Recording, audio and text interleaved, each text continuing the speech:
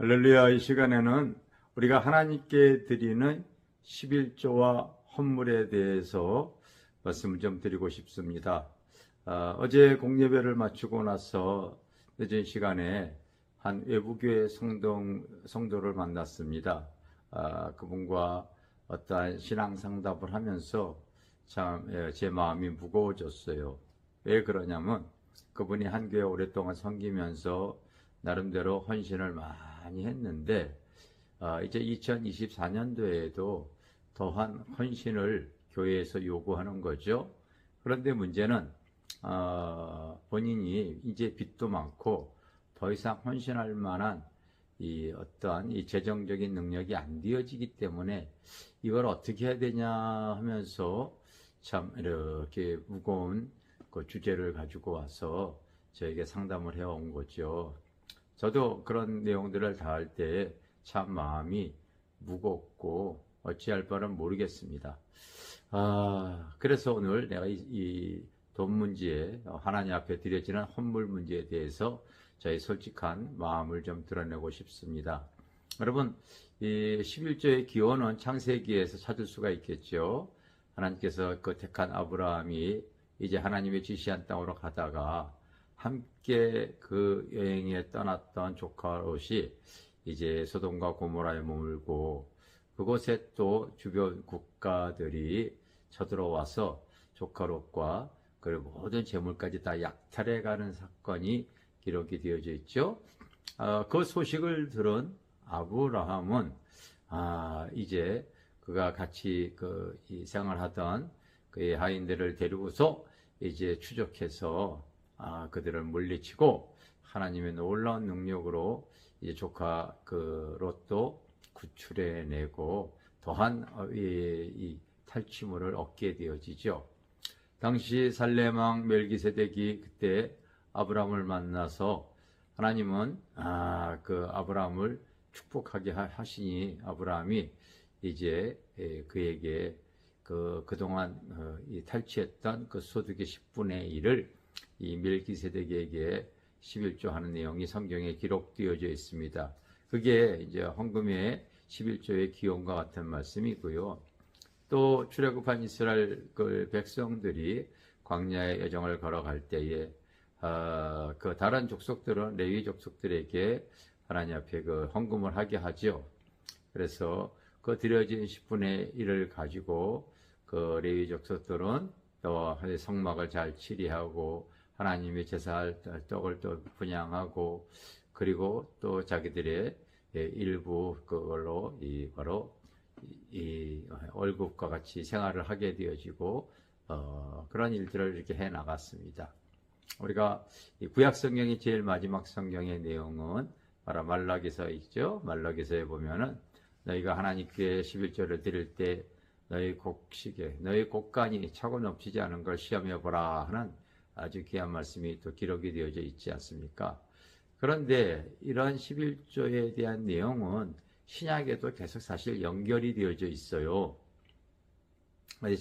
마태복음 23장 23절에 보면은 우리가 그와 같은 말씀을 우리가 대할 수가 있습니다. 제가 한번 읽어보겠습니다. 화 있을진저 외식하는 서기관들과 바리새인들이여 너희가 박하와 회향과 근처의 11조는 들이되 율법에 더 중한 바 정의와 긍휼과 믿음은 버렸도다. 그러나 이것도 행하고 저것도 버리지 말아야 할지니라. 여기서 보면은요, 이 서기관과 바리새인들이 그 박하와 해양과 근처, 이것은 여러분 집에서 나는 그 나물 종류와 같은 거예요. 작은 밭작물입니다.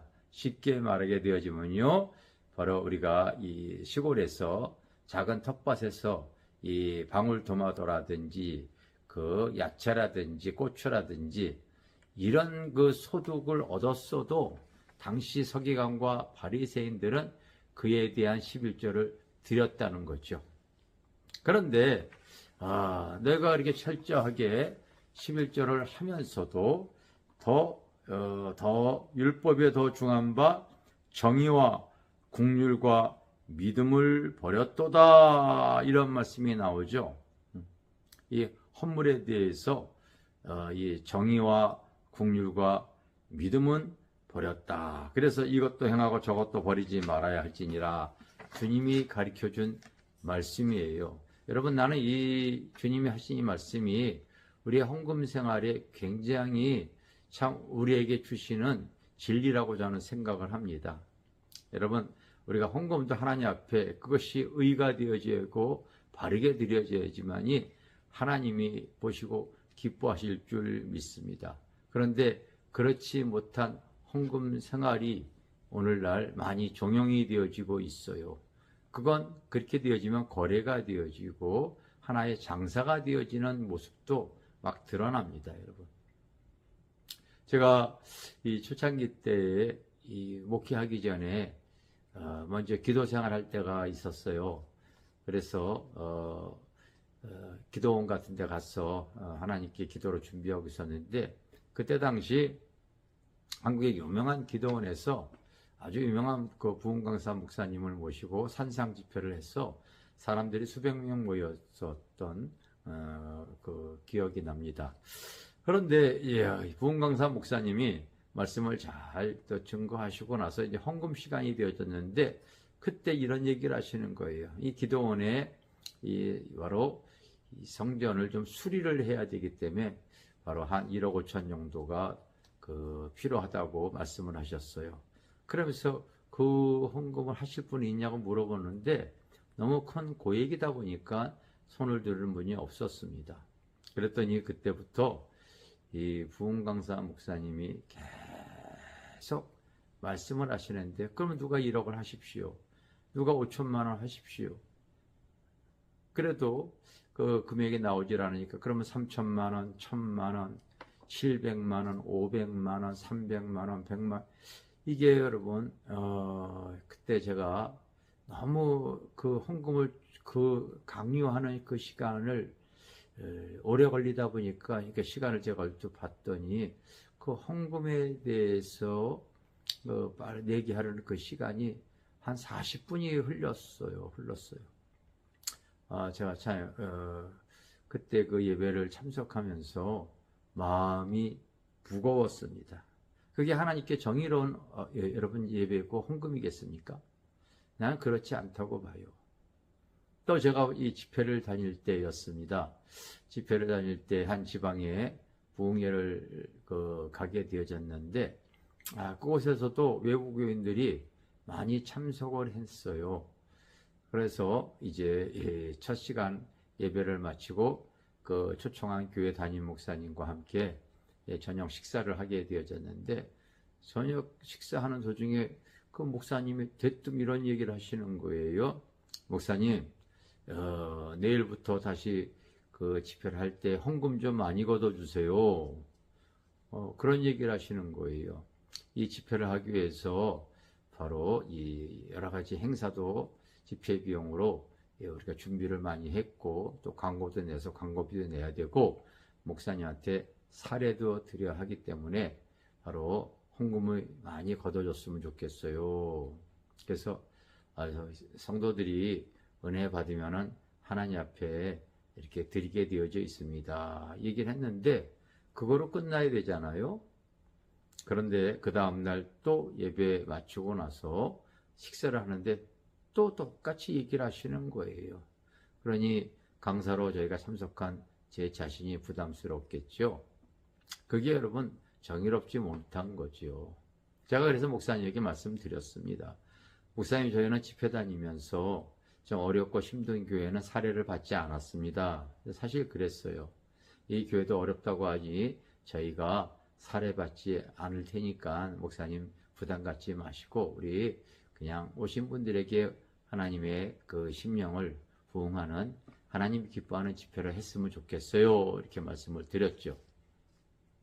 그리고 이렇게 집회를 마쳤을 때에 저는 당연히 이제 사례 안 받으려고 했는데 그 목사님께서 이렇게 차를 가지고 지방까지 오셨으니까 그래도 그 기름값은 좀 드리고 싶습니다 하고서 봉투에다 30만 원을 넣어서 저에게 주셨습니다. 그래서 감사합니다 하고서 이제 서울로 출발하려고 그러는데 내 안에 계신 성령님이 드르륵 이렇게 말씀하시는 거예요. 너 그것도 그냥 그 교회의 강대상에다가 헌금 올려놔라. 그래서 그냥 제가 이렇게 순종을 하고 이제 다시 내가 섬기는 이 서울로 이제 이렇게 운전해서 올라왔죠. 근데 여러분 그 주에 놀라운 일이 있었어요. 제가 그 주에 그때 저도 개척교회여서 성도가 한 3, 40명밖에 없었거든요. 근데 그 주에 원금각지에서 막 강원도니면 이런 데서 참 믿음 있고 신실한 분들이 그 한 주에 여러분 30명이 등록을 하신 거예요. 이거는 개척교회 하는 목사님들이 이런 얘기를 아마 듣게 되었지만 참 놀라워할 말씀이죠. 있을 수 없는 일이거든요. 왜냐하면 개척교회 목회자는 한 교회 한 영혼 오는 것도 쉬운 게 아니죠. 그때 제가 이제 깨달은 것이 목회는 주님이 하시는 것이구나. 주님이 기뻐하는 일을 하게 되어지면 주님께서 이렇게 귀한 분들 만나게 하시고 그 중에 한 분은 아주 기도의 어머니와 같은 분인데 그때 오셔서 지금까지 마포에 우리가 성전을 졌을 때까지 항상 지금까지 저희 목회를 위해서 이렇게 중보기도 해주시는 귀한 분도 이렇게 만남을 주셨습니다. 두 번째가 주님이 헌금에 대해서 국률함을 얘기하셨습니다. 국률함. 제가 교회를 개척하고서 밖에 나가서 이제 전도할 때였어요. 전도를 하는데 한 노점상이 스태프 같은 거 예전에 팔았거든요. 그분에게 가가지고 예수 믿으세요. 이렇게 이제 전도를 했는데 그분이 무슨 얘기를 하시냐면요. 자기가 교회를 나갔었대요. 그런데 자꾸 헌금 강요하다 보니 부담스러워서 못 나가게 되어졌다고 말씀을 하시더라고요. 그런 얘기를 들어서 참 마음에 눌림을 갖고 또 다른 분에 가서 또 이 전도를 계속 노방전도를 했는데 또 다른 이 장사를 하시는 분을 만나가지고 예수 믿으시라고 이렇게 전도를 했더니 놀랍게도 그분도 자기도 교회 나가다가 안 나가게 되어지는 것이 돈 문제 때문인 것을 말씀을 하시더라고요. 그때 제가 충격을 좀 받았습니다. 그래서 교회로 돌아와서 강대상에서 무릎 꿇고 하나님께 기도드렸어요. 하나님, 나는 앞으로 이 돈 문제에 대해서 좀 자유로워지고 싶습니다. 헌금에 대해서 좀 자유로워지고 싶어요. 한 영혼이 천하보다 귀하지 않습니까? 제가 할 수만 있다면은 이 헌금에 대해서 하나님 내가 강요하는 그런 아버지 신앙생활 하지 않고 한 영혼을 더 사랑해서 그 영혼을 잘 살피며 이렇게 나가기를 원합니다. 그래서 아마 그때부터 오늘에 이르기까지 저희는 이렇게 교회 오시는 분들에게 공예배 때 그냥 들어올 때 본인이 믿음대로 헌금합니다. 헌금 이렇게 하게 합니다. 그런데 얼마를 내는지 또 주부의 것을 공개하고 그러진 않습니다. 그리고 드려진 헌금에 대해서 주일날 헌금 바구니를 돌리거나 그러지 않습니다. 그냥 먼저 드리면 드린 거 가지고 하나님께 예배 이제 설교를 마치고 나면은 축복해주고 말죠. 그것이 왜 그랬냐면은요.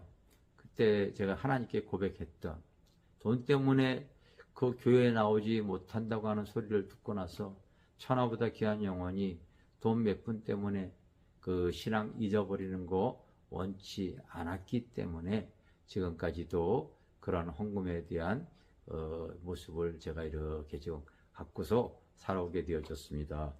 세 번째가 주님이 이 11조 헌금에 대해서 얘기하시면서 믿음에 대해서 얘기를 하고 있죠. 믿음을 저버렸다. 여러분, 우리가 하나님께 믿음이 있는 사람은 하나님께 예물을 드리게 되어져 있어요. 그런데 믿음이 없는데 그걸 자꾸 드리라게 되어지면은요, 드리고 나서 상처를 받습니다. 목회자가 알죠. 저 사람 믿음 없는데 강요하게 되어지면요, 그때부터 시험에 들거나 상처받을 수가 있다는 것은 어느 정도 목회자면 알아요.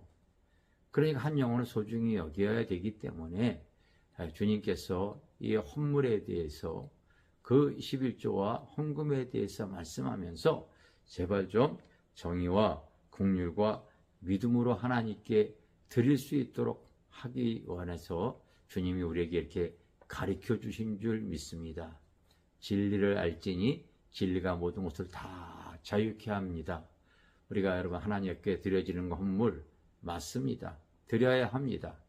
그런데 그럼에도 불구하고 아직 내가 인색함으로 아직 준비가 안 되어져서 신앙이 연약해져서 드리고 나서 시험 들 것 같으면 하지 마십시오. 그러나 내가 또 신앙이 자라게 되어지면은 자기의 부족한 것들을 고백하고 기쁨으로 드릴 수 있는 신앙생활을 하시기를 주님의 이름으로 축원합니다. 감사합니다.